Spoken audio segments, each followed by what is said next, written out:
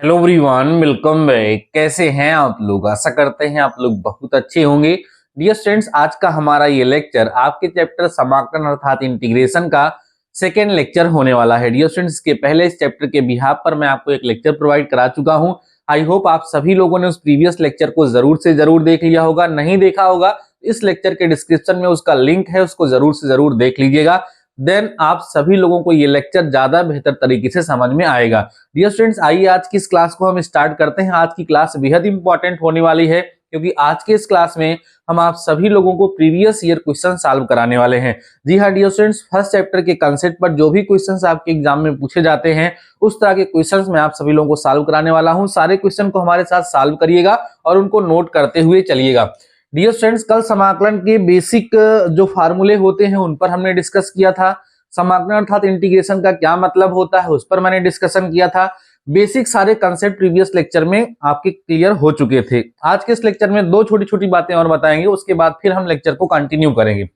पहला dear students, आपको ये ध्यान रखना है कि जैसे आप किसी फंक्शन का इंटीग्रेशन कर रहे हैं, सपोज करो f(x), और इसके सामने कोई कांस्टेंट आपको मिल जाता है, तो आप ध्यान रखेंगे कि इस कांस्टेंट को हमेशा क्या कर लेंगे, बाहर कर लेंगे, और ये जो हमारा फंक्शन होगा इसका आप क्या करेंगे, इंटीग्रेशन करेंगे। ये कंसेप्ट आप डिफरेंशिएशन में भी यूज कर चुके हैं।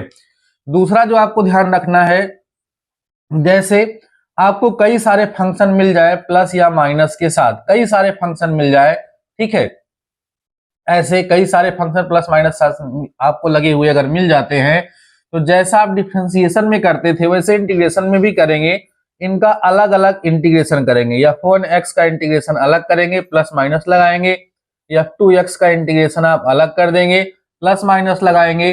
f(3x) का इंटीग्रेशन हम अलग कर देंगे। इस तरीके से अलग अलग इंटीग्रेशन हम लोग करते हैं, जैसा कि आप डिफरेंशिएशन में किया करते थे।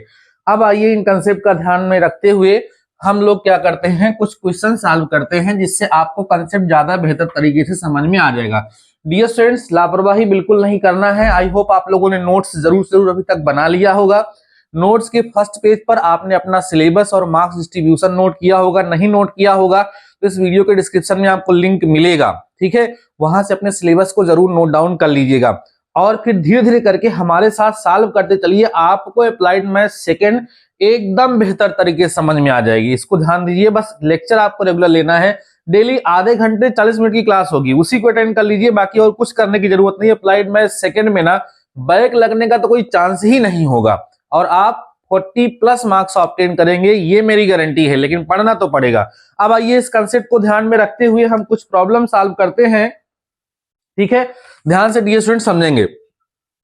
पहला क्वेश्चन जो कि एग्जाम्पल है, ये है x² plus 3x² plus 3x plus 1, इसका इंटीग्रेशन करना है। और आपको हम बताएं कि ये यूपी डिप्लोमा मींस यूपीबीटी की तरफ से 2010 में पूछा गया क्वेश्चन है। 1 नंबर में क्वेश्चन पूछा गया रहा होगा या 2 नंबर में छोटा सा क्वेश्चन है। अब देखिए इसमें अलग अलग फंक्शन है, तो इंटीग्रेशन कैसे करेंगे, x² का इंटीग्रेशन अलग कर देंगे, प्लस 3 बाहर करके यहाँ x³ रहा होगा, ठीक है, यहाँ x³ कर लीजिए और यहाँ x³ हो जाएगा। 3 बाहर होगा, x² का इंटीग्रेशन अलग होगा, यहाँ 3 बाहर होगा, x का इंटीग्रेशन अलग होगा, यहाँ 1 और इसका इंटीग्रेशन ऐसे हो जाएगा। अब इसको जब आप सॉल्व करेंगे, x³ का इंटीग्रेशन क्या होगा, x⁴/4 जो फार्मूला आपको सिखाया गया है, प्लस 3, इसका क्या होगा x⁴/3 प्लस यहाँ 3 है और इसका क्या हो जाएगा x²/2, और 1 का इंटीग्रेशन क्या होगा x, और प्लस में c हमेशा हम ऐड ही करते हैं जैसा कि आपको बताया गया है। सिंप्लीफाई करेंगे तो आंसर आ जाएगा x⁴/4, 3 से 3 कैंसिल हो जाएगा तो आएगा x³ प्लस 3x²/2 प्लस में x प्लस में c। ये डियर स्टूडेंट्स क्या होगा, इसका आंसर हो जाएगा। कौन सा फार्मूला इसमें यूज हुआ है, ये जो आपको पढ़ाया गया था x⁴n का इंटीग्रेशन क्या होता है, x⁴n+1 अपान n+1 प्लस में c। इस कंसेप्ट का, इस फार्मूले का यूज करके हम इस क्वेश्चन को सॉल्व कर रहे हैं। समझ में आ गया होगा, नोट कर लीजिए। देखिए केवल क्वेश्चन को नोट ही नहीं करना है, मैं हमेशा से ये कहता हूं कि जब भी आप हमारे लेक्चर में बैठिए तो कॉपी और पेन लेकर के बैठिए और बैठ करके लेक्चर को देखिए और एक एक क्वेश्चन हमारे साथ सॉल्व करते हुए चलिए। एक एक क्वेश्चन हमारे साथ सॉल्व करेंगे, देन आपको बेहतर तरीके से समझ में आएगा, तब आपको ऑफलाइन वाली क्लास की फील बिल्कुल आएगी। और यार अगर अभी तक आपने लेक्चर को लाइक नहीं किया है तो लाइक कर दीजिए, ठीक है। बड़ी मेहनत से आप लोगों को ये लेक्चर प्रोवाइड कराता हूं, और एक बार अपने दोस्तों के साथ शेयर भी कर दीजिए लेक्चर को। अभी क्लास नई ही स्टार्ट हुई, से ज्यादा स्टूडेंट्स हमारे साथ जुड़ सकें और ज्यादा से ज्यादा लोगों की मैं हेल्प कर सकूं। आइए डियर स्टूडेंट्स, नेक्स्ट क्वेश्चन पे हम आते हैं। अगला क्वेश्चन लिखा हुआ है रूट एक्स प्लस 1/√x का होल स्क्वायर लिखा हुआ है। इसका हमें इंटीग्रेशन करना है, और ये डियर स्टूडेंट्स यूपी बीटीई की तरफ से board of technical education Uttar Pradesh 2006 में, 2016 में, 2017 में इतनी बार ये क्वेश्चन आपके एग्जाम में पूछा जा चुका है। आइए इसको हम लोग सॉल्व करते हैं। देखो डियर स्टूडेंट्स, अभी इसको सॉल्व करने के लिए हमें क्या करना होगा, पहले इसको सिंप्लीफाई करना होगा। पहले इसको सिंप्लीफाई करेंगे, देन हम इसको सॉल्व करेंगे। देखिए क्या होगा, यहां पर a प्लस बी का होल स्क्वायर लगा दीजिए, तो रूट एक्स का होल स्क्वायर प्लस 1/√x का whole square plus 2 into root x plus into में 1/√x, इस पूरे का इंटीग्रेशन। हमने क्या किया, यहां जो लिखा था इसको a प्लस बी के होल स्क्वायर की आइडेंटिटी से एक्सपेंड करा दिया। अब एक्सपेंड करने के बाद जरा देखो मिला क्या आपको, रूट एक्स का स्क्वायर x मिलेगा, और यहाँ पे कितना मिलेगा 1/x, यहाँ रूट एक्स से रूट एक्स कट के केवल कितना बचेगा 2, और पूरे का क्या लग जाएगा डियर स्टूडेंट्स इंटीग्रेशन। अब हम क्या करेंगे, इसका इंटीग्रेशन अलग अलग कर देंगे, जो रूल आपको बताया गया है। तो क्या होगा, x का इंटीग्रेशन अलग होगा, और यहाँ 1/x का इंटीग्रेशन अलग होगा, प्लस 2 बाहर करके 1 का इंटीग्रेशन यहाँ अलग हो जाएगा। अब x का इंटीग्रेशन करेंगे डियर स्टूडेंट्स तो क्या मिलेगा, x²/2 प्लस 1/x का आपको पढ़ाया गया है log mod ऑफ x, 2 तो रहेगा ही और 1 का x हो जाएगा 2x प्लस में c, और यही इसका क्या होगा आंसर। आप देख पा रहे होंगे कितना आसान है इंटीग्रेशन करना। बस आपको फार्मूला पता हो, आपको कंसेप्ट पता हो तो इंटीग्रेशन करना आसान हो जाता है।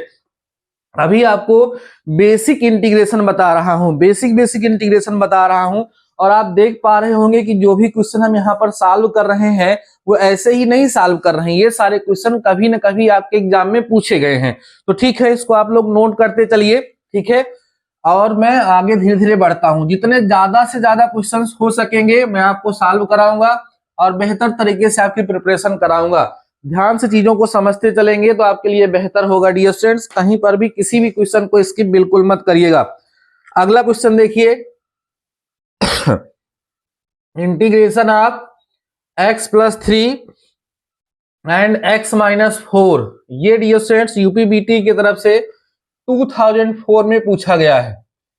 यूपी बीटीई की तरफ से 2004 में क्वेश्चन डियर स्टूडेंट्स पूछा जा चुका है। कैसे सॉल्व करेंगे, अब जरा देखो यहाँ पर प्रोडक्ट टूल अभी आपको नहीं पढ़ाया गया ना, तो प्रोडक्ट टूल यहाँ पे अप्लाई ही करना है। जब तक इंटीग्रेशन के जो फंक्शन है उनको जब तक हम सिंप्लीफाई कर सके तब तक हमें उनको सिंप्लीफाई करना चाहिए। अगर आप उनको सिंप्लीफाई करके तब इंटीग्रेशन करेंगे तो आसान हो जाएगा। जो सिंप्लीफाई होने लायक नहीं होते हैं उनके लिए अलग रूल अभी आपको आगे चल के सिखाया जाएगा। अभी हमें क्या करेंगे, इसको सिंप्लीफाई करेंगे। कैसे, इसको मल्टीप्लाई कर दीजिए, क्या होगा x², फिर करोगे -4x, इसको इससे करोगे +3x हो जाएगा, और फिर माइनस में 12 हो जाएगा। इस पूरे का क्या हो गया डियर स्टूडेंट्स इंटीग्रेशन। और इसको जरा सॉल्व करिए, x² यहाँ कितना बचेगा -x -12 का इंटीग्रेशन। अब आप इसको अलग अलग कर लीजिए, x² का इंटीग्रेशन अलग कर देंगे, -x का इंटीग्रेशन अलग कर देंगे, 12 बाहर होगा, यहाँ 1 का इंटीग्रेशन अलग कर देंगे, अलग अलग इंटीग्रेशन हो जाएगा। तो x² का इंटीग्रेशन क्या होगा, x⁻³ माइनस x का क्या होगा x²/2 माइनस में 12x प्लस में c, ये डियर स्टूडेंट्स इसका क्या होगा रिजल्ट हो जाएगा, इसका आंसर हो जाएगा। और देख रहे हैं ना सारे क्वेश्चन प्रीवियस ईयर में पूछे गए हैं, तो आसान है, धीरे धीरे करके सीखते चलिएगा। हो सकता है अभी आपको ये बहुत आसान लग रहा हो, तो आसान टॉपिक अभी हम लोग पढ़ ही रहे हैं, बेसिक इंटीग्रेशन अभी हम लोग पढ़ रहे हैं, इसलिए आपको आसान ये लग सकता है। तो इसको मैं इरेज करता हूं और चलता हूं डियर स्टूडेंट नेक्स्ट क्वेश्चन की तरफ।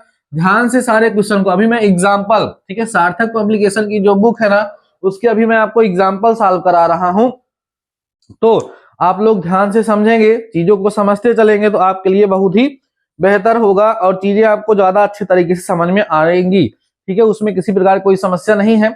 देखिए एक क्वेश्चन ये है जो बहुत पूछा जाता है, under root 1 minus sign 2x का इंटीग्रेशन, ठीक है। और इसी के बिहाफ पर दूसरा बनता है under root 1 plus sign 2x का इंटीग्रेशन, एक बार प्लस है एक बार माइनस है। ये दोनों क्वेश्चन पेपर में प्रीवियस ईयर में पूछे जा चुके हैं। दोनों क्वेश्चन को सॉल्व करने का लॉजिक सेम है। देखिए कैसे करते हैं, यहां पर अंडर रूट लगा दिए, 1 की जगह पे हम लिख देते हैं cos square X plus sine square X, या sine square X plus cos square लिख देंगे, उससे कोई दिक्कत नहीं होगी, आप कुछ भी लिख सकते हैं। इसको हम क्या लिख सकते हैं, 2 साइन एक्स इंटू में कॉस एक्स लिख सकते हैं, और इसका इंटीग्रेशन। ये सारा काम क्यों हो रहा है, केवल इसको रूट को बाहर लाने के लिए।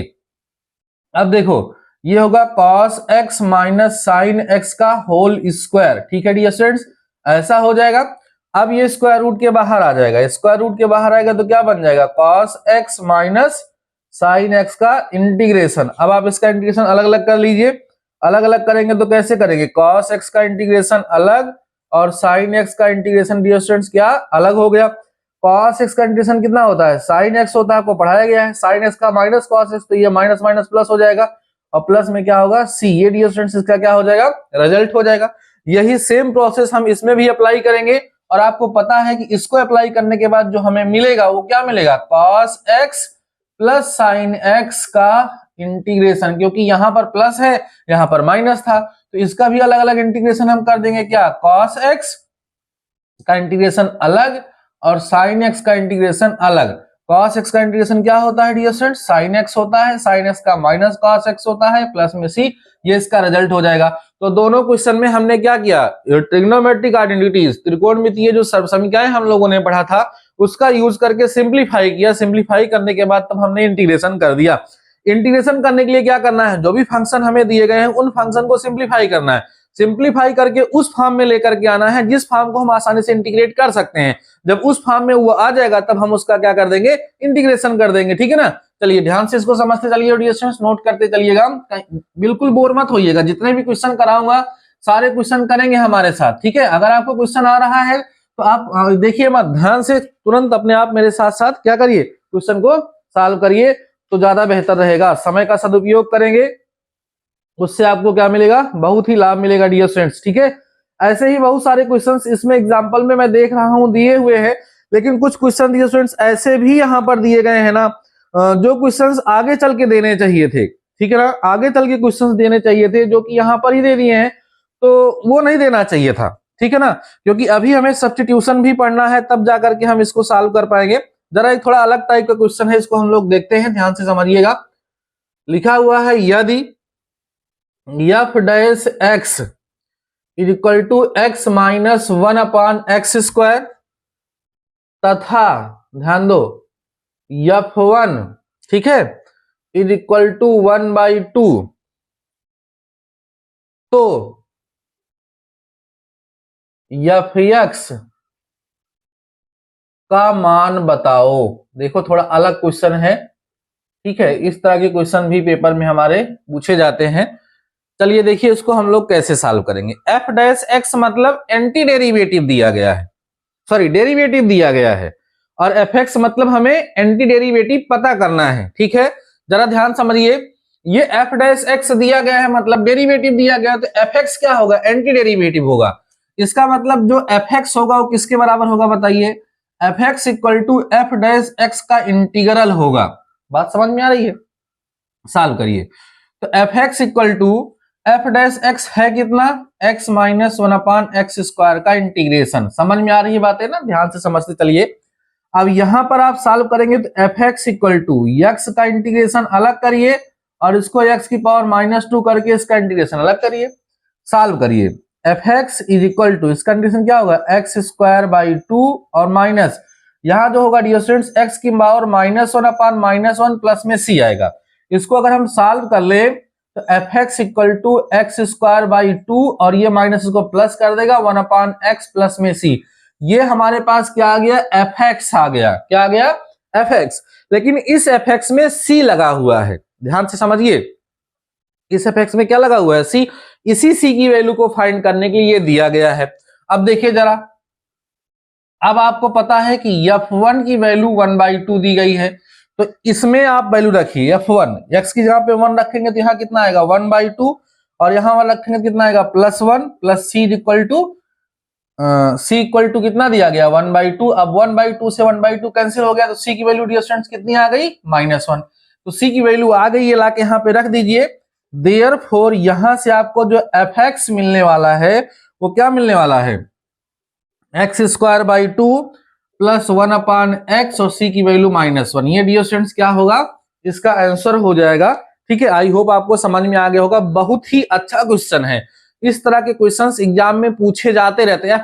f' दे देंगे और कभी कभी केवल fx पूछ लेंगे। अगर ये वैल्यू ना दी होती तो हमारा आंसर यही हो जाता, c के साथ साथ आता। लेकिन ये जो c है हमारा इंटीग्रेशन कांस्टेंट जो है, इसकी वैल्यू को भी फाइंड करने के लिए इसने इसलिए कहा क्योंकि f1 की वैल्यू दी गई है और उसकी हेल्प से हम लोग इसकी वैल्यू को फाइंड कर सकते हैं। तो बेहतरीन क्वेश्चन था, आपको समझ में आया होगा। इस क्वेश्चन को भी आप लोग नोट कर लीजिए और इस क्वेश्चन को थोड़ा इंपॉर्टेंट लगा लीजिएगा। जिस क्वेश्चन को मैं इंपॉर्टेंट लगाने के लिए कहूंगा डियर स्टूडेंट्स ना, उस क्वेश्चन को आप इंपॉर्टेंट लगाते हुए चलिएगा। इसलिए मैं साइड में हो जाता हूं कि अगर आप चाहें तो स्क्रीनशॉट भी ले लें। ठीक है, मैं इसको इरेज करता हूं और चलता हूं अपने नेक्स्ट क्वेश्चन की तरफ। ठीक है डियर स्टूडेंट्स, देखिए आपके पास जो बुक है ना, उसमें ये जो पहली एक्सरसाइज है उसमें कई सारे क्वेश्चंस ऐसे भी दिए गए हैं जो सिंपल इंटीग्रेशन के नहीं है डियर स्टूडेंट्स।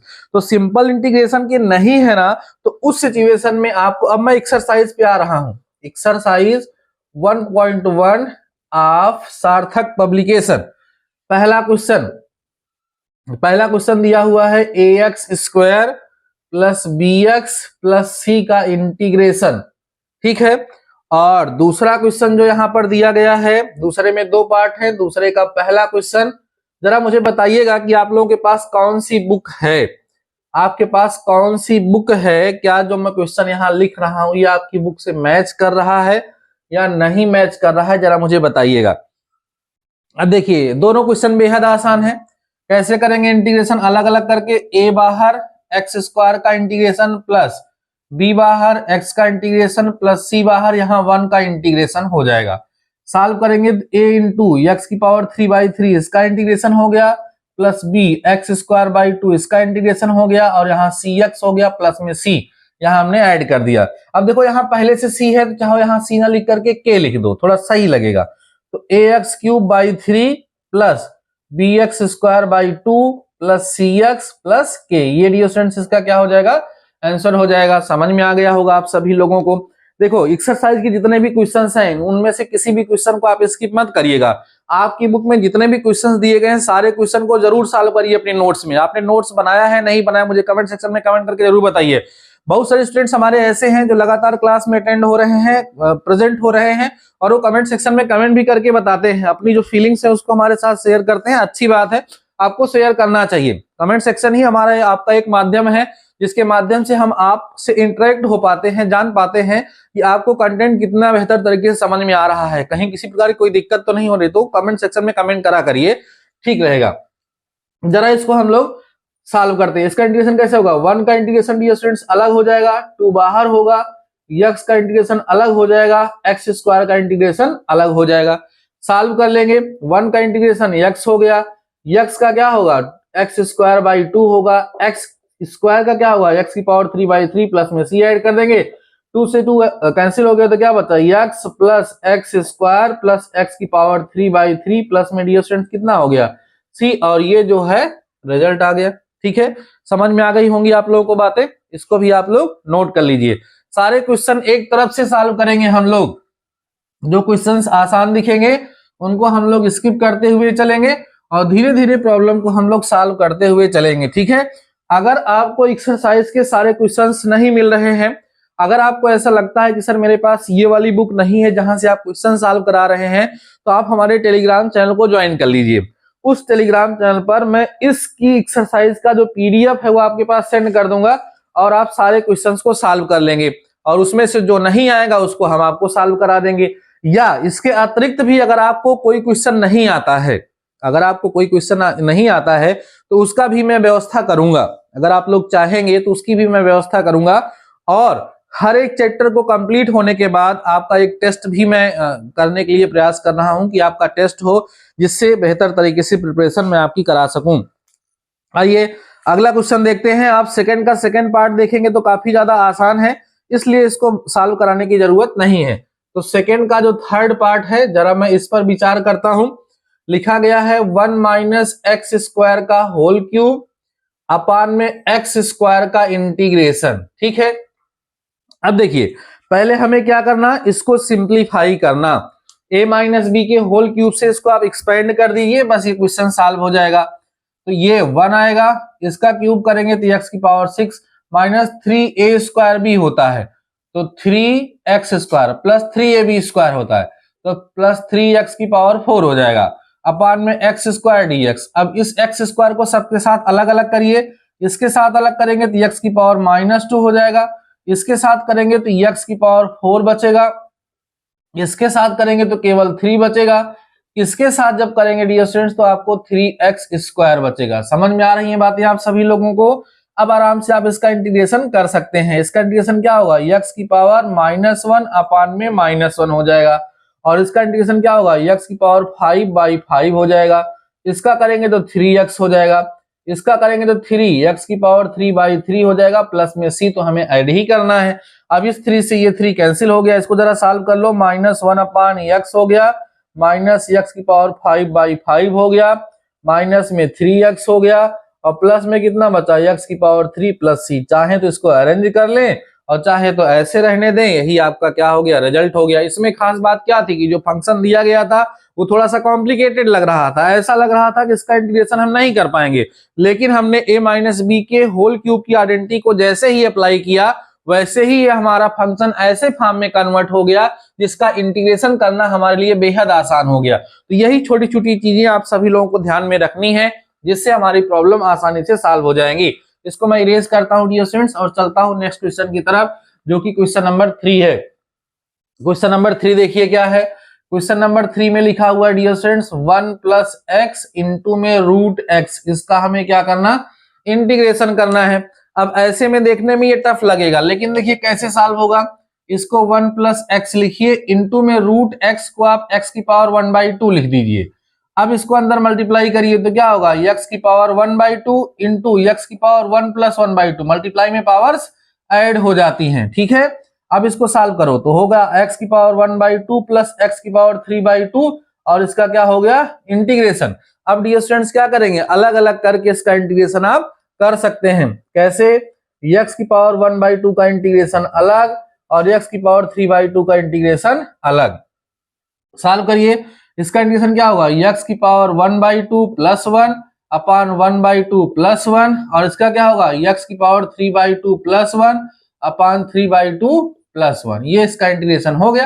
प्लस में c तो हम हमेशा ऐड ही करेंगे। अब इसको जरा सॉल्व कर लीजिए, जब सॉल्व करेंगे तो x की पावर कितना हो जाएगा, 3/2 अपान में 3/2, प्लस में यहाँ x की पावर कितना होगा, 5/2 अपान में 5/2। इसको जरा सॉल्व कर लो, ये हो जाएगा 2/3 x की पावर 3/2, ये हो जाएगा 2/5 x की पावर 5/2 प्लस में c। ये इसका डियर स्टूडेंट्स क्या होगा, रिजल्ट हो जाएगा।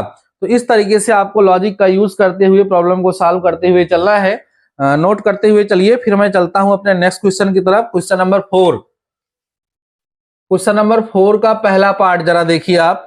इसमें डियर स्टूडेंट्स क्या लिखा है, x cube plus x square plus 6x plus 7 अपान में एक्स स्क्वायर। तो अभी जो मैंने a माइनस बी का होल क्यूब लगा करके क्वेश्चन को सॉल्व कराया वैसा ही क्वेश्चन है, अलग अलग कर लेंगे इसको।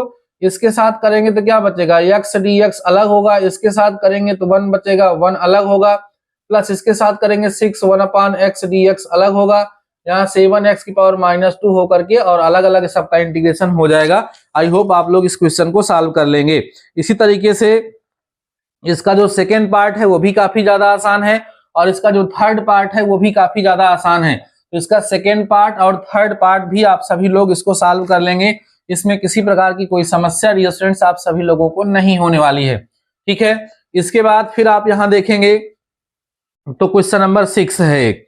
ठीक है, क्वेश्चन नंबर 5 पहले देखते हैं। क्वेश्चन नंबर 5 जरा देखिए, लिखा हुआ है integration of x square plus 1 upon x square का होल स्क्वायर। इसका हमें क्या करना है, होल क्यूब लिखा है, इसका हमें इंटीग्रेशन करना है। तो होल क्यूब क्या करेंगे हम लोग, होल क्यूब यहाँ पे लगा देंगे, ए प्लस बी का होल क्यूब, ए प्लस बी का होल क्यूब लगाओ भैया, ए क्यूब मतलब एक्स की पावर 6, बी क्यूब मतलब 1/x की पावर 6 प्लस ए स्क्वायर बी, तो 3x की power 4 into 1/x square plus 3ab square का मतलब 3x स्क्वायर इंटू 1/x की पावर 4, ये होगा। हमने कुछ नहीं किया, क्या किया इस क्वेश्चन में, a प्लस बी के होल क्यूब की आइडेंटिटी को लगा करके अप्लाई करके इसको हमने क्या करा, एक्सपेंड कर दिया। अब इसको एक्सपेंड करने के पश्चात ये हमारा क्वेश्चन सिंपल हो गया। जरा देखो, अलग अलग इंटीग्रेशन करो, x की पावर 6 का इंटीग्रेशन अलग, ये x की पावर -6 का इंटीग्रेशन अलग, और यहां पर ये इसको कटेगा तो क्या बचेगा, 3x स्क्वायर का इंटीग्रेशन अलग, ये इसको काट देगा तो प्लस में 3 इंटू 1/x स्क्वायर का इंटीग्रेशन अलग। अब मुझे पता है कि इन सब का इंटीग्रेशन आप लोग बहुत इजीली कर लेंगे और आपका रिजल्ट आपको मिल जाएगा। तो मुझे भरोसा है कि इस क्वेश्चन को आगे आप सभी लोग सॉल्व कर सकते हैं। सॉल्व कर लीजिएगा और मन करेगा तो कमेंट सेक्शन में कमेंट करके इसका आंसर मुझे बताइएगा, ठीक है। इसको हम इरेज करते हैं। तो ये सारे के सारे क्वेश्चन जो मैंने आज के इस लेक्चर में आपको सॉल्व कराए हैं, वो सारे के सारे क्वेश्चन आपको शायद जरूर से जरूर समझ में आए होंगे। कहीं किसी प्रकार की कोई समस्या, कोई डाउट आपके माइंड में नहीं होगा। इस तरह के और भी जो क्वेश्चंस हैं आपकी बुक में, उनको जरा सॉल्व करिएगा और लॉजिक्स को थोड़ा सा रिवाइज करिएगा डियर स्टूडेंट्स, तो बेहतर होगा आप सभी लोगों के लिए। आज मैंने सार्थक पब्लिकेशन का, ध्यान दीजिए, सार्थक बुक जो है उसके हमने कुछ एग्जाम्पल आपको सॉल्व कराए हैं, ध्यान दें, कुछ एग्जाम्पल हमने सॉल्व कराए हैं और एक्सरसाइज 1.1 के कुछ क्वेश्चंस हमने आपको सॉल्व कराए हैं। जितने एग्जाम्पल हमने आपको सॉल्व कराए हैं, जितने क्वेश्चन हमने आपको सॉल्व कराए हैं, इन सारे क्वेश्चंस को, इन सारे एग्जाम्पल्स को आपको अपनी कॉपी में जरूर से जरूर नोट कर लेना है। और आपने अगर अभी तक हमारे लेक्चर को लास्ट तक देखा है तो कुछ बातें हैं जो मैं आपसे जानना चाहूंगा, मुझे जरूर बताइए। नंबर पहला, आपके पास बुक प्लस कॉपी अवेलेबल है या नहीं, या केवल कॉपी अवेलेबल है तब भी आप बताइएगा। दूसरी चीज ये है कि कॉपी अगर आपके पास अवेलेबल है तो इसमें आपने सिलेबस लिखा, आपने सिलेबस प्लस मार्क्स डिस्ट्रीब्यूशन मैंने आपको दिया है, ठीक है, किस यूनिट से कितने नंबर का आएगा। दूसरा, चैप्टर फर्स्ट आपने स्टार्ट करके लिखना शुरू किया, नहीं लिखना शुरू किया, ये दो बातें मुझे कमेंट सेक्शन में कमेंट करके बताएंगे तो मुझे अच्छा लगेगा। साथ ही साथ एक आपसे हेल्प की जरूरत है कि आप प्रत्येक लेक्चर को, बस आपको केवल इतना काम करना है, जब अप्लाइड मैथ्स सेकंड की क्लास में स्टार्ट करूं शाम को 7 बजे, तो अपने दोस्तों के साथ एक बार इस वीडियो को, इस लेक्चर को जरूर शेयर कर दिया करिए। देखिए, मेरा उद्देश्य स्पष्ट है, मैं किसी से किसी प्रकार का कोई चार्ज नहीं ले रहा हूं, किसी से किसी प्रकार की कोई फीस नहीं ले रहा हूं, फ्री में सारे कंटेंट प्रोवाइड करा रहा हूं, इसलिए कि हमारे ज्यादा से ज्यादा बच्चों की हेल्प हो सके और मेरी भी कुछ फेस वैल्यू हो सके। एक ही सपना है कि हम कहीं पर भी जाएं तो हमारे कुछ स्टूडेंट्स मिले, हमारे पहचान के हो, बाकी और सारी चीजें सेकेंडरी हो जाती हैं। तो सो डियर स्टूडेंट्स, आपसे एक यही मदद की जरूरत है कि आप सभी लोग वीडियो को, लेक्चर को डेली शेयर जरूर से जरूर कर दिया करिए। और इसमें से अगर कुछ बच्चे ऐसे हैं जो शेयर करते हैं तो जरा मुझे कमेंट सेक्शन में कमेंट करके बताएंगे, मेरा उत्साह बढ़ेगा।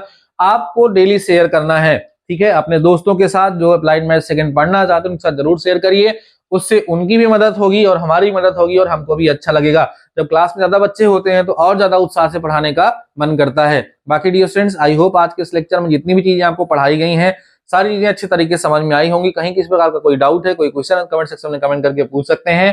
बाकी मिलते हैं नेक्स्ट लेक्चर के साथ, नेक्स्ट टॉपिक के साथ, तब तक के लिए शानदार रहिए और पढ़ते रहिए।